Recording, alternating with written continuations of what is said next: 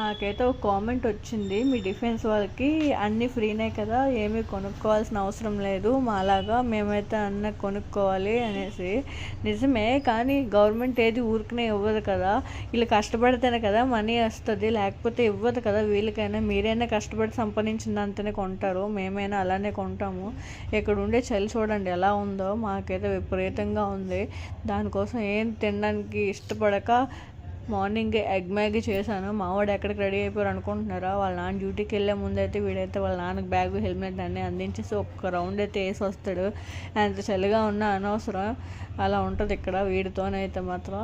Next ఏంటంటే ఇక్కడ మా ఊడు ఒక్క స్వెటర్ ఒక్కటి వేస్తేనే ఉంచాడు, అలాంటిది 3 వేసాను నేను. ఒక ఇన్నర్ 2 స్వెటర్లు వేసాను, అయినా వాడు ఉన్నాడంటే చూడండి చిన్నపిల్లాడు ఎంత చలిగా ఉందో ఇక్కడ.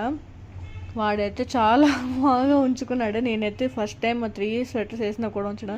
నేను కూడా చలికి తట్టుకోలేక ఇంకెందుకని మా వారిది నేనైతే స్వెటర్ వేసేసుకున్నాను. టైం 9 అవుతుంది, అయినా చూడండి ఇక్కడ అయితే ఎలా ఉందో.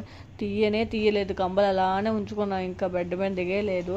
ఇంకా మెయిన్ ఏంటంటే ఎప్పుడు ఢిల్లీలో జరిగే ఆర్మీ డే ఇక్కడ ఈసారి జైపూర్లో జరుగుతుంది, అది కూడా మేము వచ్చామనే కదా. నేనైతే వెళ్తున్నాను, ఆ రోజు అయితే వీడియో పక్కాగా పెడతాను. మీరైతే నా ఛానల్ ఫస్ట్ టైం చూస్తే సబ్స్క్రైబ్ చేసుకోండి తప్పకుండా.